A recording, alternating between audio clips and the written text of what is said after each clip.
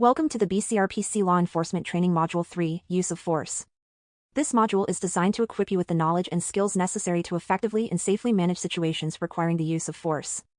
Understanding the use of force continuum, legal and ethical considerations, and effective de-escalation techniques is crucial for maintaining public trust and ensuring the safety of both officers and civilians. Through comprehensive training, scenario-based exercises, and practical applications, you will enhance your ability to make informed decisions under pressure and apply the appropriate level of force in any given situation. Thank you for your dedication to professional development and commitment to excellence in law enforcement. Training objective: understanding basic use of force principles. Applying principles in the field. Enhancing understanding decision-making. What is use of force? Use of force refers to the amount of effort required by law enforcement officers to compel compliance from an unwilling subject. This concept encompasses a range of actions, from verbal commands and physical restraint to the use of less lethal weapons and, in extreme cases, lethal force. The appropriate use of force is dictated by the situation at hand and is guided by legal standards, departmental policies, and ethical considerations. It is essential for maintaining public safety, protecting officers, and upholding the law, while ensuring that force is applied judiciously, proportionally, and only when necessary. Understanding the use of force involves recognizing the continuum of force options, assessing threats accurately, and making informed decisions to de-escalate situations whenever possible. Legal and ethical use of force.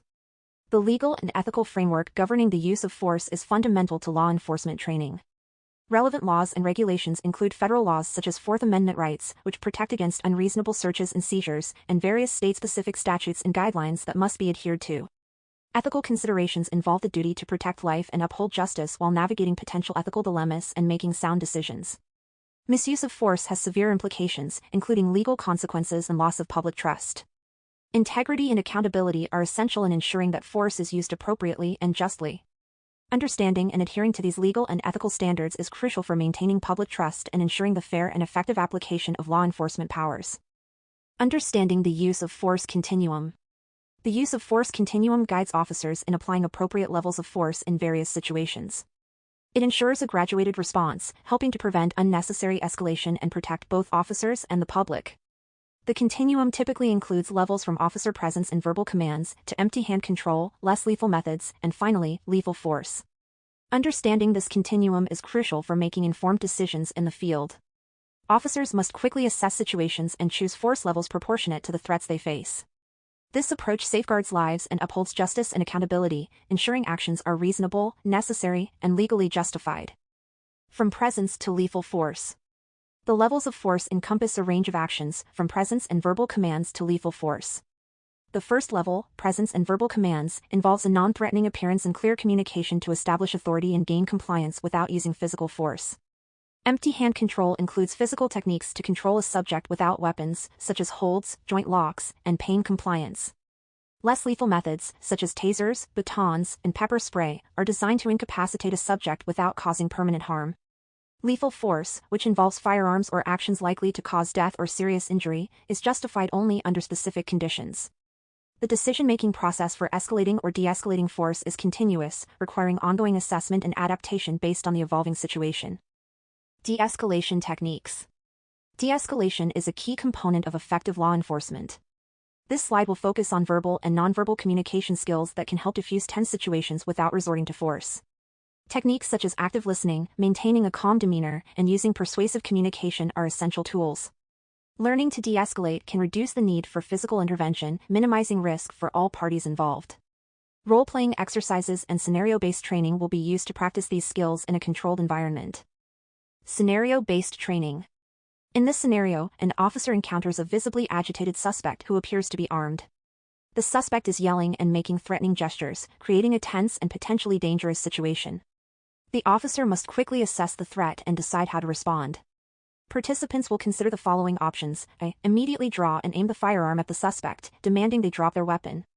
B. Use verbal commands to try to de-escalate the situation while keeping a safe distance. C. Approach the suspect to physically restrain them. D. Use a taser to incapacitate the suspect from a distance. The correct approach in this scenario is B.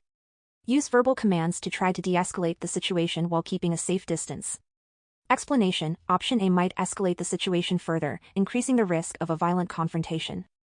Option C is risky because approaching an armed suspect can be dangerous and might provoke a physical struggle.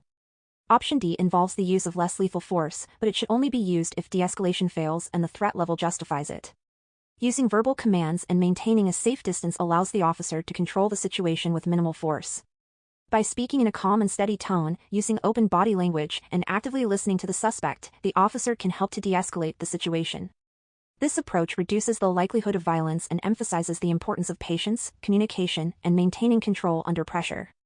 Participants will role-play similar scenarios to practice these skills, receiving feedback and guidance to improve their approach. Conclusion.